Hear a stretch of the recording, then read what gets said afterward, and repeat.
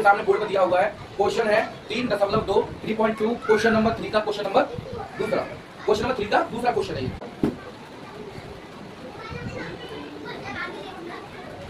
Let's learn क्या है first equation angle हो बेटा, first angle be X and क्या हुआ एंड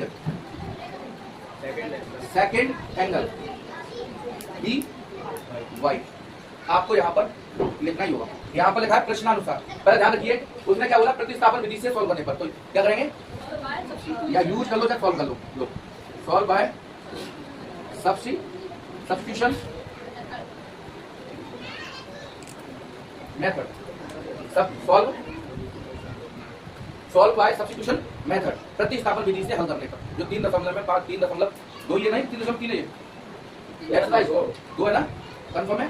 3.2 का क्वेश्चन नंबर तीसरे का पहले का दूसरा, क्वेश्चन नंबर तीसरे का दूसरा, यहाँ पर लिखा हुआ है क्वेश्चन नंबर तीसरे का दूसरा सवाल है। यहाँ पर कह रहा है कि क्वेश्चन क्या है, पहले एंगल से दूसरा एंगल 4 अधिक है, वो 18 अधिक है। कितना है, 18 अधिक है।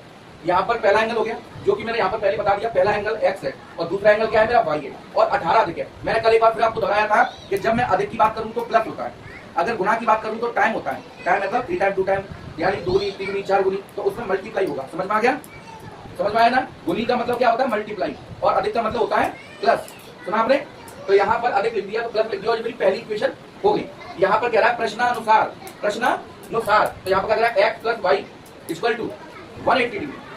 प्रश्न में क्या कहा गया था, प्रश्न में कहा गया है कि पहले एंगल से यानी पहले कोण से दूसरा जो कोण है वो 18 अधिक है। पहली बात तो ये हो गई। दूसरी बात क्या बोली उसने कि ये दोनों कोण जो है वो संपूरक है, संपूरक यानी कि सप्लीमेंट्री। दोनों एंगल क्या है, सप्लीमेंट्री है। बात तो है सप्लीमेंट्री यानी 180 डिग्री।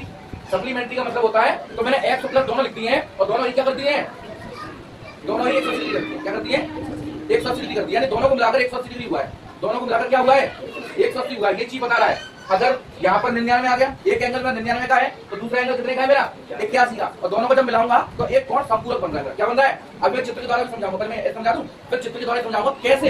तो देखो, तो x का मान यानी कि संपूर्ण समीकरण दूसरा हो गया, बड़ा s बनाएगा समीकरण को, ठीक है, याद रखें। अब देखो x का मान, ये मेरा x का मान है, x का मान समीकरण 2 में रखने पर put the value of x in equation second, प्रश्नानुसार x + y = 180। यहाँ पर put the value of x in equation second, x का मान समीकरण 2 में रखने पर, तो यहाँ पर x + y = 180 दिया मैंने। जहां पर x होगी वहां पर क्या करूंगा, 18 + y कर दूंगा। 18 तो x का मान 18 + y तो है मेरा, तो यहाँ पर मैंने 18 + y यानी 18 + y ही कर दिया।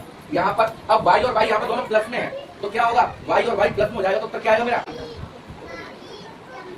y = 162 प्लस में क्या आ गया, 2 आ गया, y = 81, यानी कि 162 में से 2 का भाग दिया तो 81 मेरी वैल्यू प्राप्त हुई y की। अब y का मान समीकरण 1 में रखने पर, तो put the value put the value of y in equation first. क्या मैं फर्स्ट वैल्यू को अगर मैं सेकंड के साथ गुणा तो ऊपर आ जाएगा, क्या आ जाएगा, वही पर आएगा। देखते करके निकल, यहाँ पर क्या आ गया, x = 18 + 180, यानी कि देखो यहाँ पर x, यहाँ पर y था, तो y की जगह पर मैंने y की वैल्यू दी, तो 18 और 81 क्या हो गई, 99 हो गई। ये मेरी x की वैल्यू प्राप्त हुई, और अतः x = 99 और यहाँ पर y = 81 हल मेरा